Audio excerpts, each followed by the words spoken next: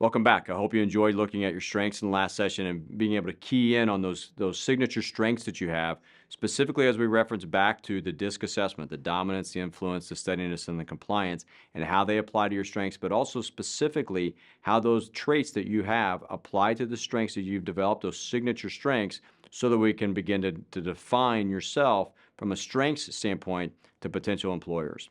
So we always start with our mission to become the world's greatest expert on ourselves. The vision itself remains very clear: to create desirable applicants through our opportunities, processes, and experiences. We spent some time in the last session talking about experiences as they related to your strengths, especially those signature strengths, to start to begin the storytelling process. And the objective is also very simple: to answer with confidence the first question asked in every interview. Please tell me a little bit about yourself, including your strengths and your weaknesses. The structure that we're going to use for this is a part of it's going to be talking about you. We are always hiring the person first, and so we want to learn about the person. What is it that is about you that you want us to know? Then we're going to focus almost exclusively on strengths before we at least identify some potential weaknesses that you have and how you may overcome them. But that'll be in some upcoming sessions with the objective. Today's objective is very simple and builds off the last one: how to recognize, define the strengths in your skills. There's a difference between the two, and we'll spend some time there today. But then how do you also grow them? So that, again, we're going to spend time with strengths and skills, pivoting from strengths to skills in today's lesson. I also want to go back and make sure we understand this principle here, the Pareto principle, where 80% of our results or 80% of our successes come from the 20% of activities, 20% of the strengths, or 20% of the skills that we have to lead to our successes. I'm going to say that again so that we understand this. 80% of our successes, of our results, come from the 20% of the strengths and the skills, and we've got to work to define those. That's some of the work we did in the last session, defining what those signature strengths are. So we don't have to be good at everything. In fact, we oftentimes waste time trying to be good at everything instead of focusing in on what those strengths that we have that are inherent in us that oftentimes lead to the results that we want to have. So, and today, as we look at this, how do I apply this? How do I recognize, define, and grow my strengths? That's what we spent a lot of time in our last session. Now we're going to move to the skills, and there's a key difference between the two that we're going to spend time today. We spent last time talking about what a strength was. It's a positive, observable trait. Similar to the DISC assessment, where we talk about observable characteristics, strengths are observable traits that we have, and they're always positive. That's what a strength is. A skill is a little different. It's a developed talent, okay, when we're talking about the development process of skills. So we looked at this last time. We said, let's take the 4 pillars of our portrait of a graduate: the knowledge, the skills, the experiences, and the attributes, and let's put those around strengths. So we look at it from a skill standpoint. We say a skill is a developed talent. And to develop that time takes a lot of effort, right? So we look at this equation here where there's the talent that we have. Oftentimes we can call that a strength, and we put effort into improving it. I say that again. We take a talent, sometimes we call that a strength, and we multiply it times the effort, and that starts to develop our skill over time. Some skills come more natural to us than others. Similar to strengths, we have signature strengths and we have signature skills, but the effort we put into developing those talents or those strengths becomes skills over time. And so we look at this on page 1 and on page 11 of your DISC assessment. You have a skill ranking. So the DISC assessment takes the 23 skill categories, and they start to rank those based upon your responses. Again, all of us have the same 23 skill categories, at least according to DISC, and we all have different rankings. You can see here the darker blue represents the well-developed, and the lighter blue, the next shade down, starts to develop skills. We're going to spend entirely this session talking about these developed and well-developed and developed skills. This is where we want to spend time at and saying these are the skills. So what I'm doing, what I'm attempting to do I spend time in these 5 categories because these are the well-developed and developed skills that are pronounced based upon our assessment. Part of today's activity will be very specific. How often am I putting myself in a situation where these skills are very recognizable and very much in play, leading to my results?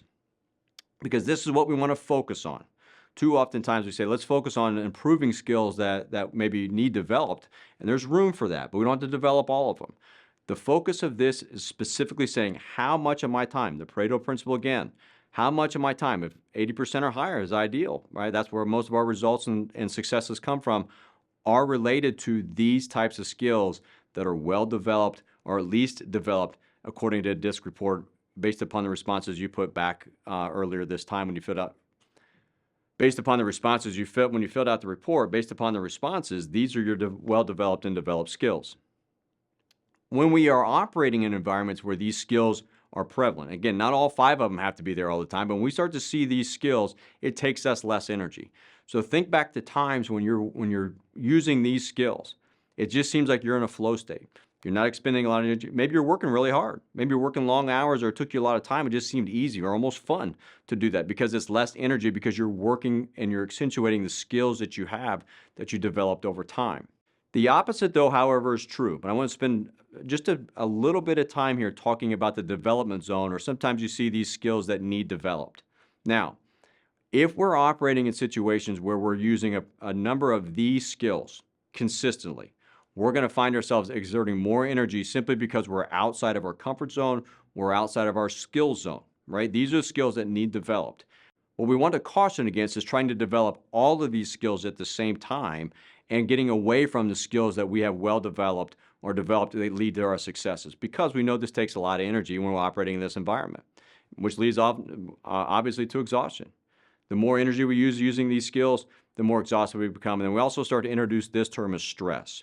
So when we look at these assessments, when you look specifically at your skill categories, how much of the time are you spending in the well-developed or developed section versus the development zone, some of those skills that you want to develop over time? Are these skills important? Absolutely.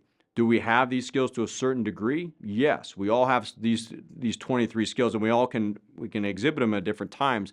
But how much of that time are we using these skills, and how reliant are we versus the well-developed skills?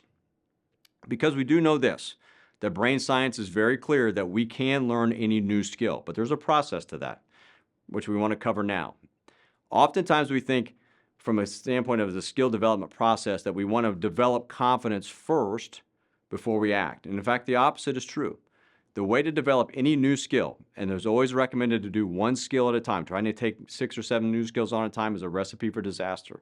The first skill we want to do after we have identified what we want to improve upon is we got to find ways to act. We got to specifically work to get better, knowing this, that we're never going to let perfection get in the way of progress of developing a new skill. So once we have action, we start to develop the new skills. And just as we know, anytime we learn a new skill, we're going to struggle. Think of a baby as they learn to crawl and then they learn to walk.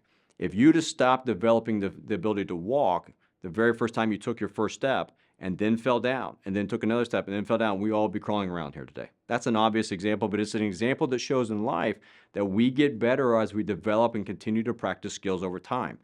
But the very first step we had to take was action, and then we identified which skill we want to improve upon. Then comes the results. Oftentimes the result is failure, temporary failure.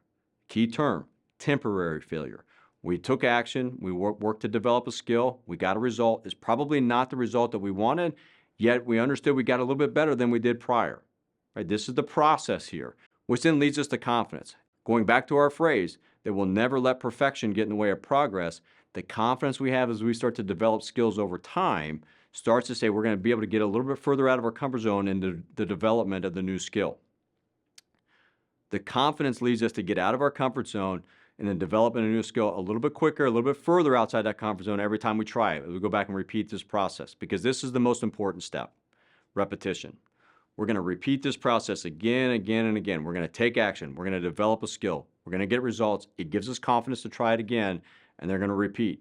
And we're going to do the same thing over and over and over again, always taking a little bit of a step. It can be a micro step, or it can be a big step outside of the comfort zone. But what skill are you wanting to develop utilizing this process, specifically the actions that you're going to take, working on the skill to develop that skill, tracking and utilizing the results, gaining confidence, and then on repetition. Because we go to this. We talked about earlier, a skill is a developed talent, and the talent times the effort equals a skill.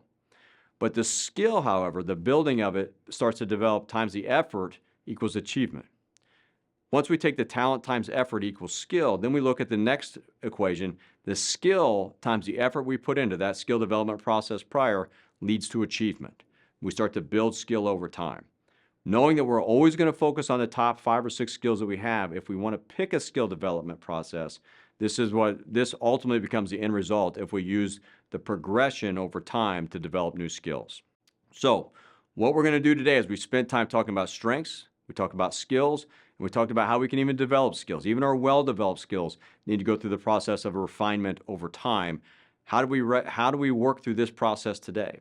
When we get together next time, we're going to use this same process, how to recognize and define potential challenges. Again, not weaknesses, challenges with our style, always working with the Pareto principle that 80% of our successes, of our results, come from those 20% of the skills and the strengths that we know are developed.